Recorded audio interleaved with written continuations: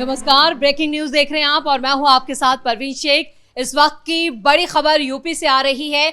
अवि मुक्तेश्वरानंद और मेला प्राधिकरण के बीच जो विवाद चल रहा है, फिलहाल वो थमता हुआ नजर नहीं आ रहा है। स्वामी अवि मुक्तेश्वरानंद की तरफ से नोटिस का जवाब तो दे दिया गया है, साथ ही उन्होंने एक और नोटिस योगी सरकार को भी थमा दिया है। क्या है पूरा मामला, इस पर ज्यादा चर्चा के लिए मेरे साथ जुड़ रहे कैपिटल टीवी के एग्जीक्यूटिव एडिटर राजीव सिंह।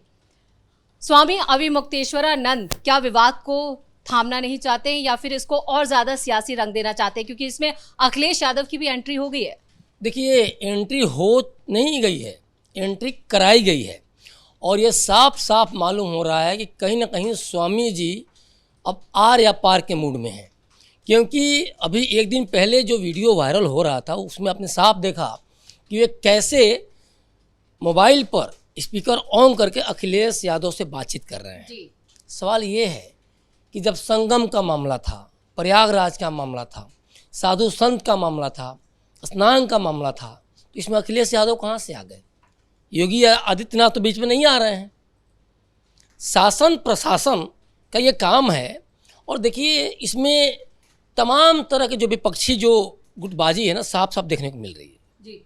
अब अखिलेश यादव इनसे मिलने आएंगे, ये इनको बुला रहे हैं, तमाम तरह की बातें। तो ये चीज़ें देखिए साफ साफ बता रही हैं कि अब इसको सियासी रंग दिया जा चुका है, अब ये बचा नहीं है और ये मामला अब बहुत तेज़ी से और आगे बढ़ने वाला है। और तय मानिए कि ये मामला आगे बढ़ते बढ़ते सुप्रीम कोर्ट तक जाएगा। वो कैसे, मैं बता रहा हूँ। देखिए, सबसे पहले इस बात को समझिए कि जब ये नहाने के लिए गए, वहाँ स्नान करने के लिए गए, तो उस दिन लगभग 2.5 करोड़ से 3 करोड़ लोग वहाँ स्नान के लिए पूरे देश भर से आए थे। मौनी अमावस्या थी। माघ मेला में तो वैसे भी वहाँ भीड़ होती है प्रयागराज में, इसमें कोई दो राय नहीं है, दुनिया जानती है। लेकिन 1 किलोमीटर पहले ही लगभग साधु संतों का भी रथ रोक दिया जाता है। वैसे ही मेला प्रशासन ने इनसे भी कहा कि आप आगे की जो यात्रा है पैदल करिए, ताकि अव्यवस्था न फैले, भगदड़ न मचे। क्योंकि कई बार आग लगने की घटना या फिर भगदड़, मौत वगैरह सब कुछ देखा गया है। और देखिए, आज जो सियासत जो चोला ओढ़ रहा है ना इस साधु संत वाले मामले को लेके, तो ये उस समय भी यही कोशिश शायद हो रही होगी कि कुछ ऐसा हो जिस चलते भगदड़ मचे। क्योंकि कई बार इस तरह की चीज़ें आई हैं, कोई पहली बार नहीं आई हैं।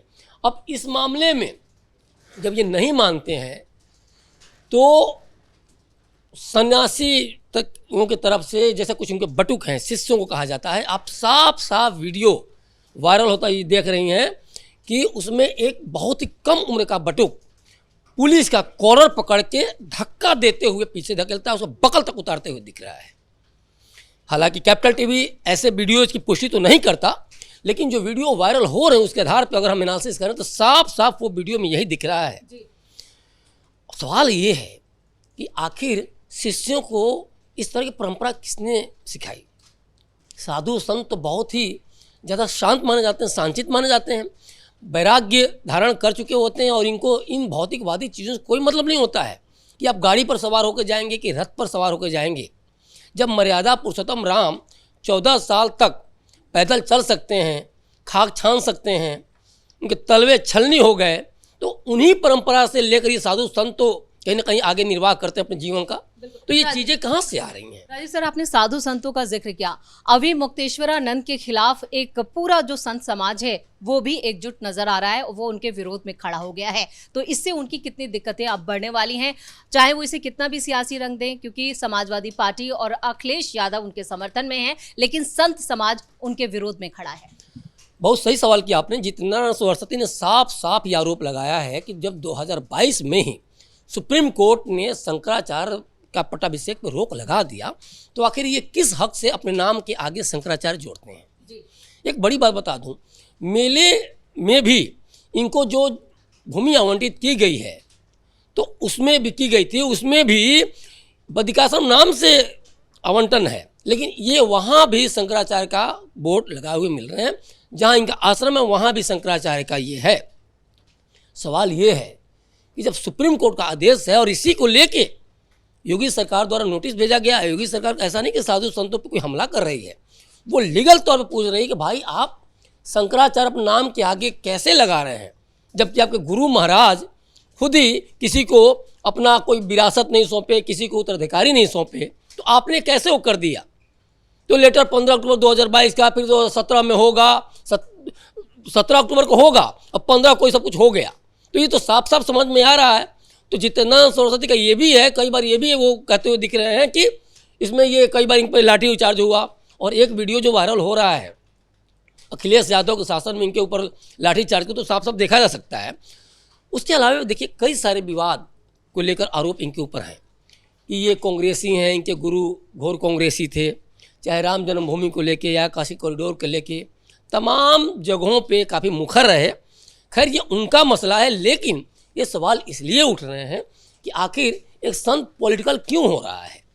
आखिर एक संत पॉलिटिकल हो रहा है तभी तो अखिलेश यादव जैसे लोगों को बोलने का मौका मिल रहा है। क्या राजीव सर, इसे 2027 के चुनावों से भी जोड़कर देखा जा रहा है? क्या यहाँ पर अवि मुक्तेश्वरानंद को एक हथियार के तौर पर इस्तेमाल किया जा रहा है योगी के खिलाफ? देखिए अखिलेश यादव तो शंकराचार्य बनेंगे नहीं जी। वो तो सपना देख रहे हैं मुख्यमंत्री का कि 2027 में शायद हम मुख्यमंत्री बन जाएं। 0.1% भी उम्मीद नहीं है कि वो उत्तर प्रदेश के मुख्यमंत्री या उनकी पार्टी कोई बड़ी जीत हासिल कर सकती है। जिस विचारधारा को लेकर इन लोगों ने, सपाइयों ने राजनीति शुरू की, आज उसी विचारधारा से वो विमुख हो चुके हैं। आज कहीं ना कहीं मुस्लिम तुष्टीकरण की राजनीति के माध्यम से ही ये जो एक डर पैदा हो गया है कि हमने इतना मुसलमान किया कि पूरा का पूरा सनातनी वोटों का ध्रुवीकरण हो गया। अब यही डर इनको कहीं ना कहीं स्वामी अविमुक्तेश्वरानंद के फेवर में खड़ा कर रहा है कि कम से कम ये एक ऐसा मौका है जिसे साधु संतों को या सनातनियों को हम दो भाग में बांट दें और कुछ वोट हमें इनका हासिल हो जाए। हालांकि जिस तरीके से खुद साधु संत ही इनके खिलाफ खड़े हो गए हैं, जिस तरह से इनकी उपाधि को लेकर बवाल उठ रहा है, जिस तरह से इनके जो स्टेटमेंट जिस तरह से आ रहे हैं, धरना प्रदर्शन वगैरह ये सब सारी चीज़ देखने को मिल रही हैं, तो इस पे या फिर नोटिस भेजना, फिर नोटिस के बाद एक और नोटिस, तो ये सारा कुछ साफ साफ बता रहा है कि कोई भी हो जो अपने आप को साधु संत कहता हो, तो इस तरह से बवाली बाबा बनकर अपने आप को साधु संत नहीं कह सकता। और ऐसे कोई भी बवाली बाबा हों, उनको सीधे सीधे जो भक्त हैं, शिष्य हैं, उनकी सत्ता को खारिज करते हैं, क्योंकि वो हमेशा साधु संतों की एक जो मर्यादा होती है, जो एक शांतचित्त स्वभाव होता है, उसके इर्द गिर्द ही उनको देखना पसंद करते हैं। लेकिन जिस तरह से उन्होंने ये कहा है कि नोटिस वापस लो, नहीं तो कंटेम्प्ट टू कोर्ट का हम केस करेंगे वगैरह वगैरह। अरे योगी सरकार ने अगर नोटिस भेजा है, अगर मेला प्रशासन ने नोटिस भेजा है, तो वो यूं ही नहीं है। दूसरी बड़ी बात ये है, मेला प्रशासन पहले से भी कहता रहा है कि आप नीचे उतर के आप कुछ लोगों के साथ जाके स्नान कीजिए। अच्छा एक बड़ी बात बता दूं कि मेला प्रशासन में कहीं से भी जो मेला अधिकारी कह रहे हैं नियम नहीं है। शुरुआत में ही मेला प्राधिकरण की तरफ से ये साफ कर दिया गया है, चाहे कोई कितना बड़ा संत हो, कुछ भी हो, लेकिन जो कानून है उससे ऊपर कोई नहीं हो सकता, वो सर्वोपरि है। नियम ही नहीं है, मेला अधिकारी साफ साफ कहते हैं, ऋतुराज साफ साफ कहेंगे नियम ही नहीं है कि साधु संतों के लिए कुछ विशेष प्रावधान हो। ये खुद मेला अधिकारी बता रहे हैं। अब ये अपना विशेष प्रावधान के तहत जा रहे थे तो इसीलिए रुका गया। जब नो व्हीकल जोन है, जब वहाँ गाड़ियाँ नहीं जा सकती, तो आपको समझना चाहिए कि ये भीड़ को कहीं ना कहीं व्यवस्थित करने के लिए, कहीं ना कहीं भगदड़ न हो उससे बचने के लिए सब कुछ एहतियातन उपाय किए गए। और इसमें क्या दिक्कत है, 50 फीट 60 फीट तो आप जा ही सकते थे। लेकिन खैर ये उनका मैटर है, वो समझे। लेकिन इस पर जो नोटिस का खेल हो गया है, अब वो तय मानिए कि अब चूंकि देखिए यहाँ दो तीन चीज़ें हैं। पहला विवाद होगा उपाधि को लेकर।